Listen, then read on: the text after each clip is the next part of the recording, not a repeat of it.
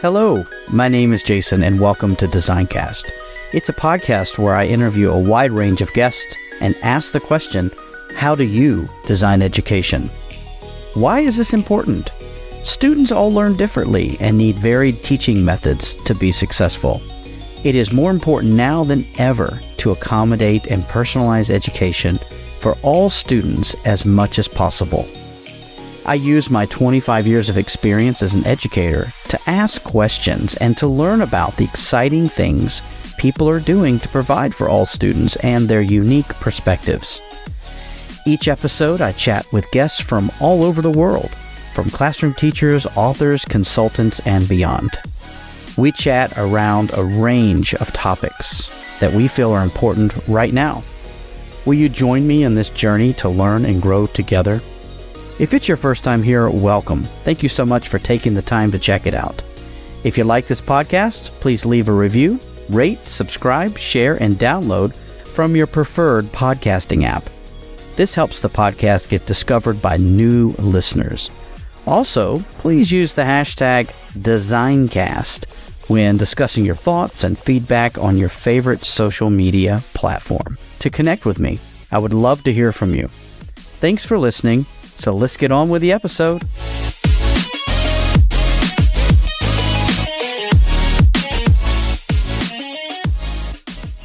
Welcome back to another episode of Designcast. I am so excited to have Adam Morris on with me today. Adam, how you doing, man? I'm doing great, Jason. How are you? I'm doing good, man. It's just such a good time to catch up with you, Adam. We've known each other a long time, and I'm so happy that we finally had an opportunity to get together and talk in this format. And so, Adam, for folks who are not familiar with you, tell me a little bit about who you are and what you do. Thanks for having me on. Yeah, it's really great to catch up with you. I think the last time I saw you was in the lobby in a school in China, I think it was. Yeah, a long time ago. Several years ago. I can't imagine how many years ago that's been. So I'm Adam. I come from a teacher. I worked with Jason as English second language teacher, and while at that school with Jason that we worked at together, I got into tech. I kind of fell into it. So my tagline, I say I'm a programmer lucky enough to be in education. And what I mean by that is because I've always been into technology. I was always kind of eyeing programming and wanting to learn databases and the techie stuff. And when I got to school I was able to kind of explore that. I kind of had the chance to fix stuff, look at server logs and optimize systems. And that was back when China was still very much self-hosted. So I learned a lot through there. And fast forwarding a bit, I worked at another school in Malaysia where I am now, and that school was a Google school. And so I kind of shifted gears from doing self-hosted systems to cloud-based, so I had to learn another stack, just lots of learning and going on there. So about 6 years into that, I was contacted by Faria Education Group to join them because they were interested in someone to lead a community of other integrators and other techie geeks out there who are kind of tinkering and in international schools liking to kind of build solutions for their particular cases. And, so they asked me to join them, and it's been a year and a half almost in this role as schools integrations director.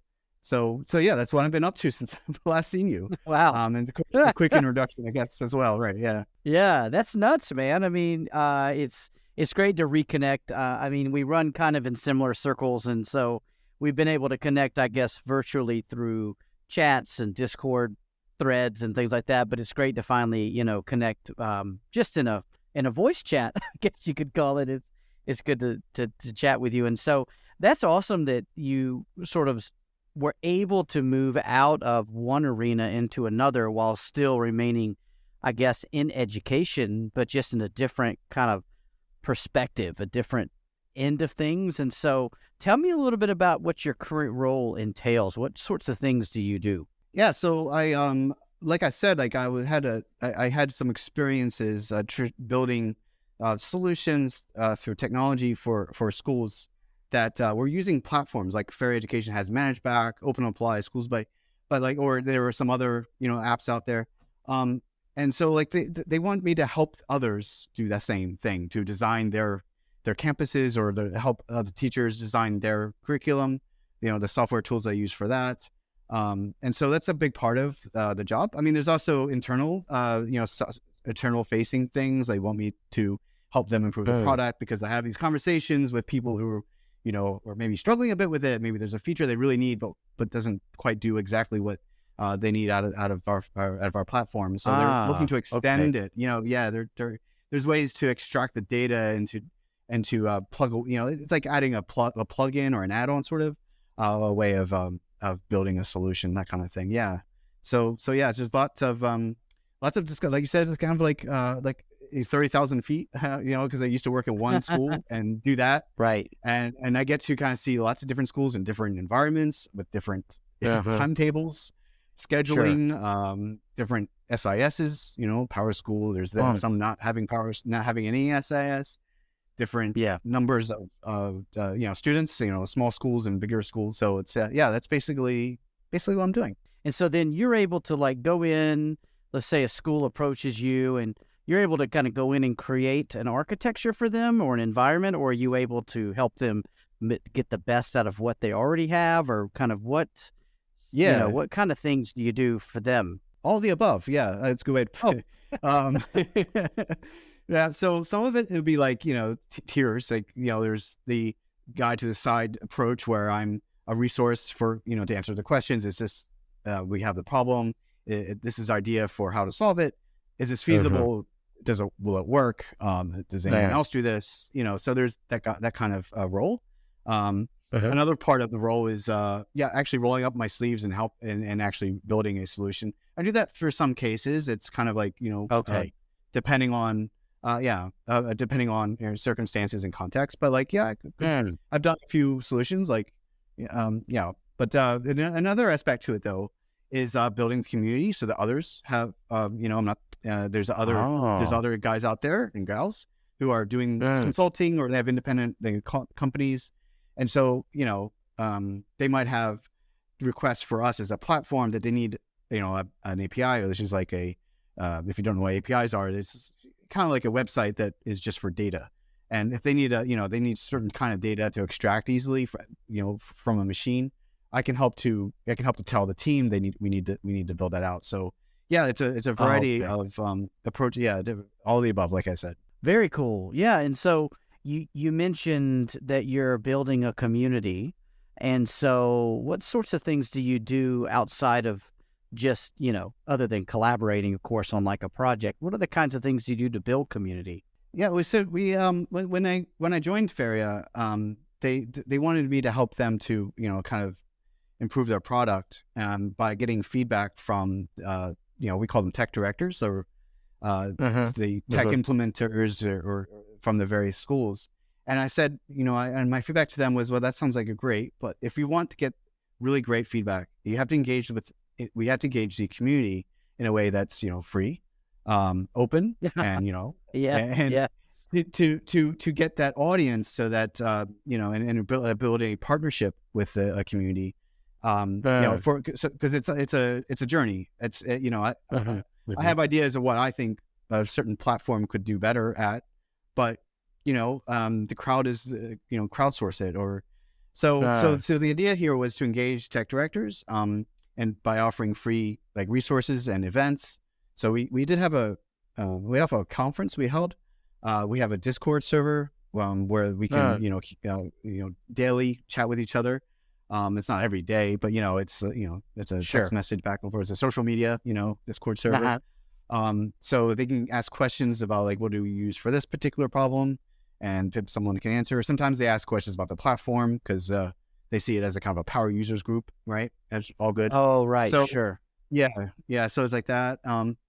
It's just to be a resource to engage the community on their terms. Like what do you guys need? And just talking about, and so through the process, I actually learned a lot about the platforms that I didn't. Right. There's so much happening on both sides of the aisle, and just to bring them together is the idea, I think. Yeah. As you were talking, it made me think, how much of those sort of casual, informal interactions end up being a new feature or an improvement to the platform? And how is there a feedback like loop for you guys to follow? Like, let's say you interact with the community, and then are you able to then talk to the program Yeah. engineers or whatever to sort of make adjustments and changes? Yeah, we have a variety of ways for customers to tell us, like, about feature requests. Mm. And one of those ways is like, you write into them, or you have a conversation with a sales representative or support. But there can be, limitations to that kind of discussion. I can help to build the context. I can help because I understand. I've worked at schools before. I kind of Right. understand how the different flows go. And so a lot of it, I think of it as building up context. And so, to answer your question more directly, like, we have product managers, PMs, whose job it is to collect information. And yeah, I work with them closely. I would meet with them once a week at minimum. I'm there as a Okay. resource for them when they're working on their researching, or actually working with the developers, and helping to clarify which feature is more important, or which one has more value in my estimation. And I kind of know that because I have the community I can turn back to, and if I don't know the Sure. answer, I can ask them. Um, and but you said, I think really important is that those casual conversations. I probably learn more Right. from, because the Discord is really great, because we have the community there, but there's also like the one-on-one messages that I can just Sure. really create, have really good relationships with people who know the platform the best. And so there's a variety of ways I can talk up different ideas. That's pretty cool. Yeah, because I think one of the biggest frustration is in a classroom, right? You see something that could be, in your mind, done better, and people just don't even know where to begin to approach a company or a platform or a solution to get those things into fruition, right? Like, to make them happen. And so it's really cool that everything's so close and that loop is so tight, for you to be able to make, of course, Yeah. within reason, right? Like, I mean, it's not Star Trek where you push a button and all of a sudden like a birthday cake shows up, but it's really good that you are able to have that kind of interaction with folks. That's super sweet, man. Yeah, and what's interesting is I'm finding that how hard it is, because some Yeah. schools will think it's really obvious that it should be this way, but then 2 weeks later I'll have the same conversation, same topic, and they're saying it's so obvious it should be that way. The opposite. Yeah, yeah, yeah. So attendance It's is one of those ones that it's like Oh how to my take role. gosh. Yeah, That's so funny. Well, Adam, I've often said that teachers are the hardest group of people to teach. And so it makes me think that, training a school could probably be one of the hardest places to work, is to try to train, a school to do something or to be able to give the appropriate feedback. But that's awesome that you're able to reach out and do that. Now that things are kind of opening up, are you completely remote, or are you traveling to places at this time, or what's kind of your mobile situation? I'm a work from home, setup. That the job is amenable to that, because Right. we're starting to go to conferences, doing school Huh. visits. Yeah, we're Uh-huh. starting to get out there. During COVID, I actually started during COVID, so I had to Yeah. transition to so I had to transition from working at a school face to face, and then going to not face to face, to online, and then leaving, and then going to an online job. So really, I look forward to seeing. I'm also going to workshops, like internal, like meetings and management meetings and things like that. Oh, right. Yeah, Right. and That's cool. it's sometimes, and it's so in theory it works really well, like to have discussions with about platforms and things with but like you can get so much more out of a conversation in front of you, Yes. clarify, and so there's definitely need to do more of that, and I look forward to it. So Uh, that's basically my setup. Work from home, like, I'm actually right now in my office, 30-degree weather. nice. Yeah, Yeah. Yeah, don't smells start, it. man. Don't start. I'm in the Yeah, opposite. right.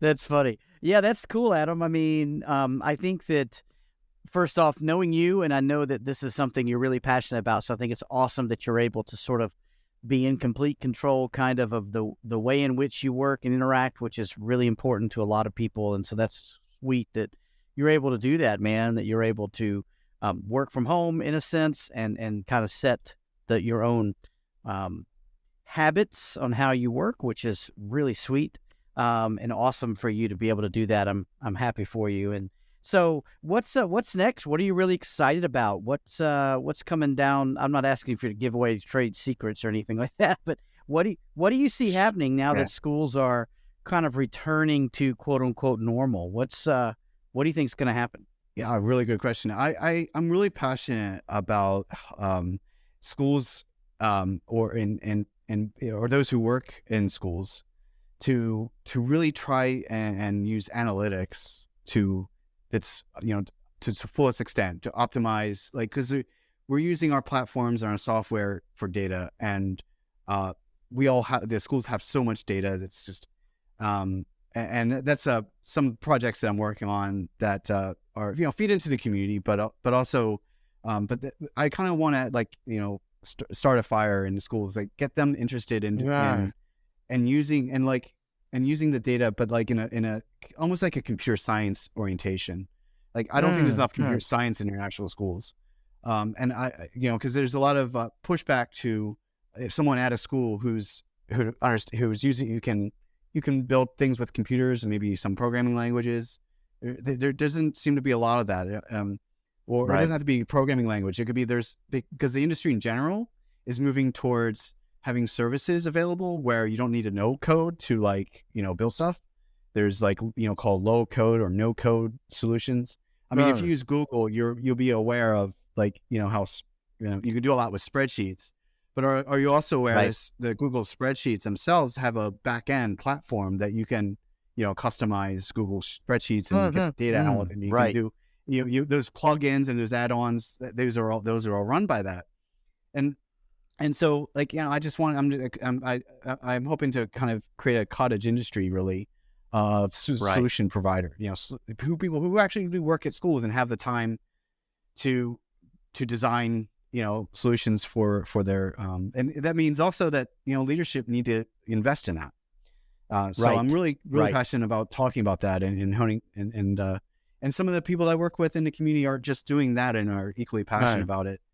We've had some presentations where someone I don't want to mention names because I don't have permission, but that's okay. But it's like a nursing clinic. The kid comes into the nurse has to process. I mean, there's a lot going on with that data flow. And he built a whole system with no code that does exactly what they need. And, when I'm doing the presentation, I know how much things are worth. I mean, what he did was, so worthwhile. So yeah, I just really passionate about keeping that going, finding those designers out there. Yeah. Right. And having contextual answers, I guess you could say, or contextual solutions. Is that what you're saying? Yeah. Contextual. So that's a good way to put it. I think sometimes in the industry we call them bespoke solutions. They're kind of course, made from absolutely made from whole. But I like your way of putting it better. It's you heard it here first, folks. Yeah, there you go. You're a designer as well. That's it. Adam, that's awesome, man. Thank you so much. And I think it's great to be able to talk to you and hear about kind of the back end, because I mean, as usual, it's easy to complain or to kind of bellyache about things when you're not part of the solution, and when you're not trying, to talk to the people who can make the solutions happen. And there's a lot of people out there with great ideas, and I think it's really nice that they have given you the space and time to be able to work with people, find solutions, and then understand that solutions are not static. I think that's really important, right? That there is a need for that to continue to evolve, right? And so that's awesome, man. I'm glad that you are in that, and it's great to know that your company is seeing the value in having people in your position. And so are you responsible for just a certain region, or are you global, or how is it broken down? Yeah, we do have regions, APAC and Europe, and then Americas. I work across them. So Okay. I have someone working with me. So don't worry, I have some support internally as well. Woo. Yeah. Okay. It's a relief. And to be honest with you, most of my help comes from our support crew. Because I get like I have to do some research on like what platforms can do. I don't know the answers, and so I utilize our own support network, crew, and ManageBack and OpenApply. Yeah, and Schools Buddy as well. Yeah, so that's sweet. Yeah. So Adam, let me ask you one last question I've been asking everyone this season, and that is, if you could travel back in time and talk to your younger self, what would you tell yourself? Oh. To what age? It's totally up to you, man. Wow.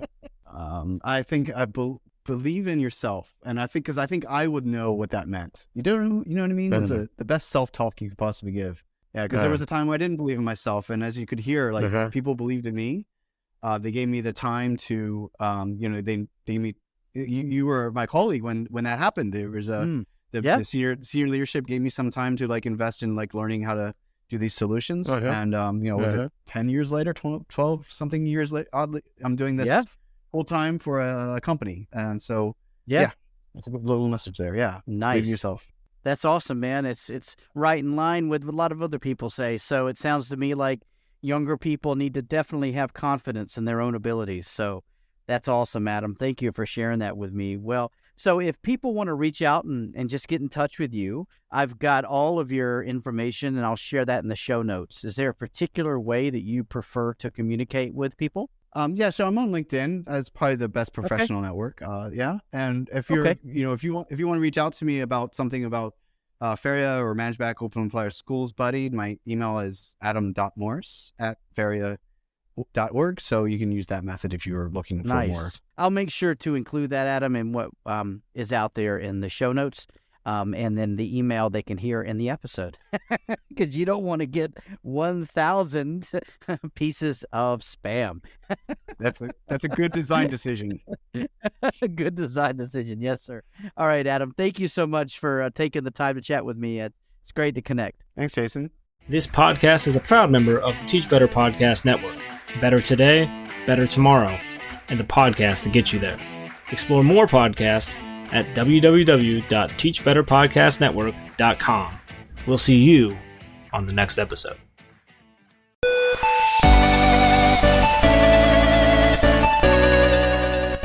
I hope that you enjoyed that episode of Designcast. Again, I'm Jason. I am the creator and host and one-man band when it comes to this podcast.